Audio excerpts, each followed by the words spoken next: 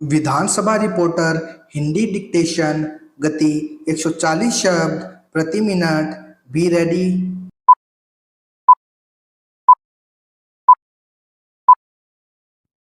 शुरू।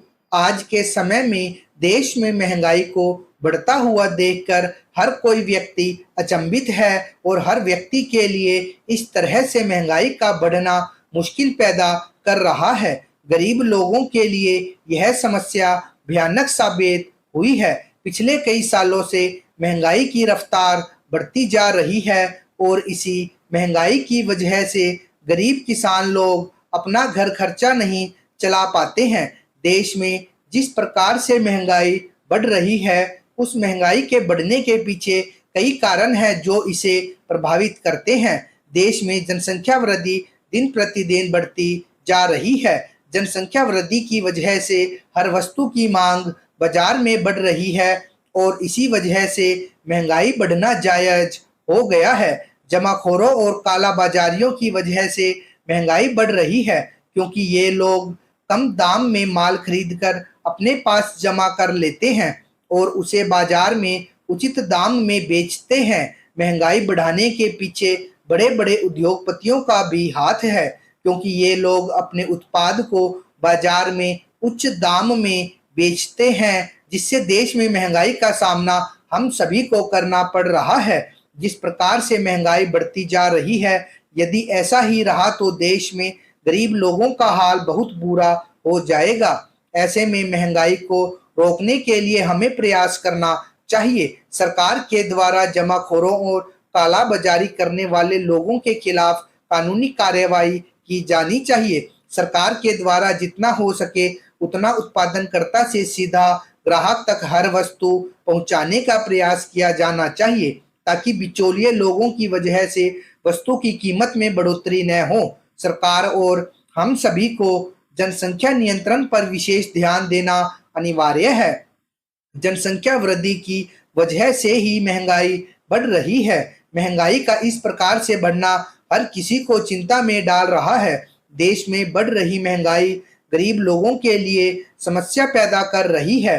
भारत एक कृषि प्रधान देश है, लेकिन फिर भी हमारे देश की समूची अर्थव्यवस्था की वजह से भी कृषि अच्छी वर्षा पर निर्भर करती है।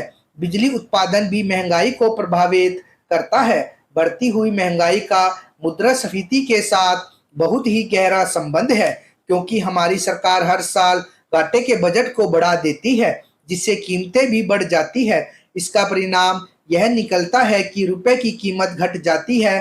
अक्सर देखा गया है कि सभी लोग महंगाई के भत्ते की मांग करते हैं। सरकार ने कृषि की तो घोर उपेक्षा की, परंतु काले धन को रोकने के लिए हमारी सरकार ने कुछ नहीं किया।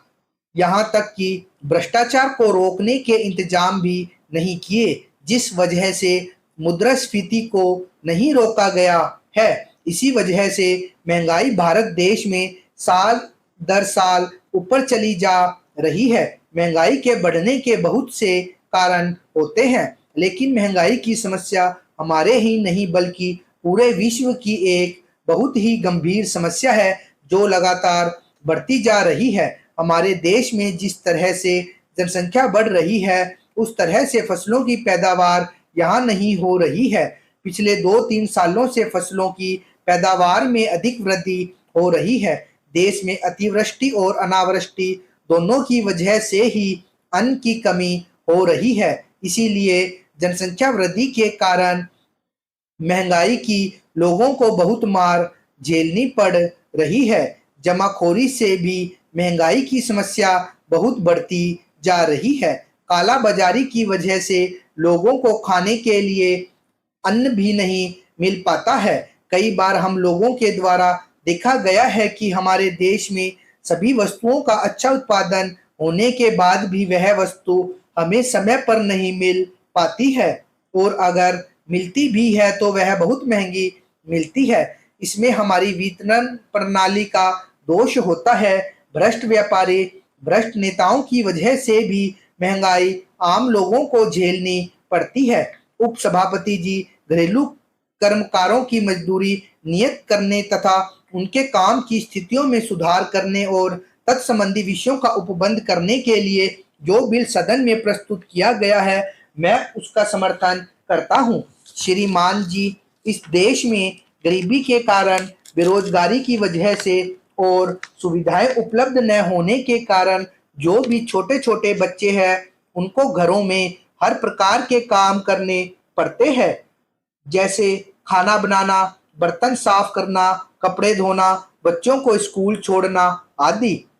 घरेलू काम के नाम पर उनको हर प्रकार के काम करने पड़ते हैं। तात्पर्य यह है कि मासूम बच्चों को इस देश में किसी प्रकार की सुविधा नहीं है, जिसके कारण उनको घरों में नौकरी करनी पड़ती है। घरेलू नौकर के रूप में उनका अनेक प्रकार से शोषण भी होता है। बहुत दिनों से यह मांग की जा रही है कि इस प्रकार के लोग संगठित नहीं हैं, इसलिए उनको शोषण से मुक्त कराने के लिए सरकार की ओर से प्रयास किया जाना चाहिए। इस बिल के संबंध में जो बातें विरोधी पक्षों के माननीय सदस्यों ने कही है, उनसे मैं भी सहमत हूँ।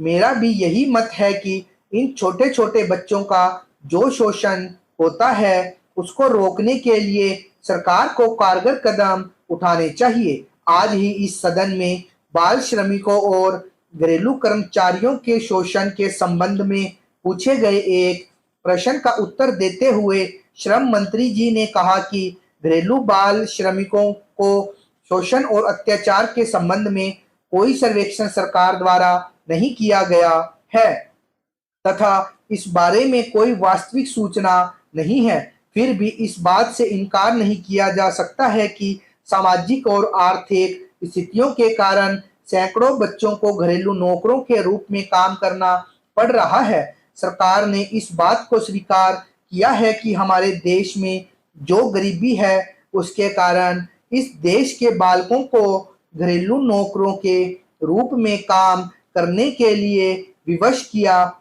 जाता है।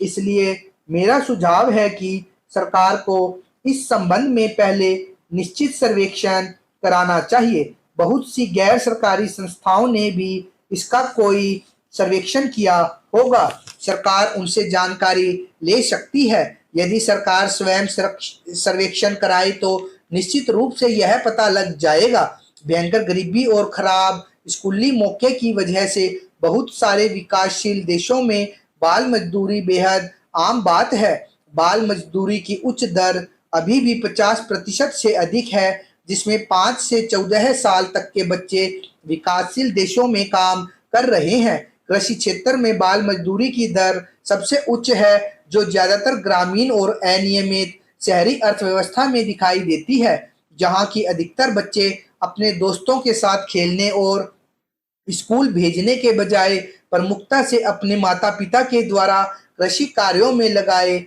गए हैं। बाल मजदूरी का मुद्दा अब अंतर्राष्ट्रीय हो चुका है, क्योंकि देश के विकास और वृद्धि में यह बड़े तौर पर बाधक बन चुका है। स्वस्थ बच्चे किसी भी देश के लिए उज्जवल भविष्य और शक्ति होते हैं। अतः बाल मजदूरी बच्चे के साथ ही देश के भविष्य को भी नुकसान, खराब और बर्बाद कर रहा है। बाल मजदूरी एक वैश्विक समस्या है जो विकासशील देशों में बेहद आम है। माता-पिता या गरीबी रेखा से नीचे के लोग अपने बच्चों की शिक्षा का खर्च वहन नहीं कर पाते हैं और जीवन यापन के लिए भी जरूरी पैसा भी नहीं कमा पाते हैं। इसी वजह से वे अपने बच्चों को स्कूल भेजने के बजाय कठिन श्रम में शामिल कर लेते हैं। वे मानते हैं कि बच्चों को स्कूल भेजना समय की बर्बादी है और कम उम्र में पैसा कमाना परिवार के लिए अच्छा होता है। बाल मजदूरी के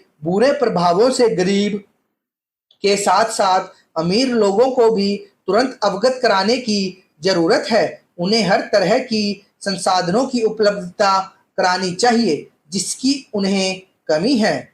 स्टॉप।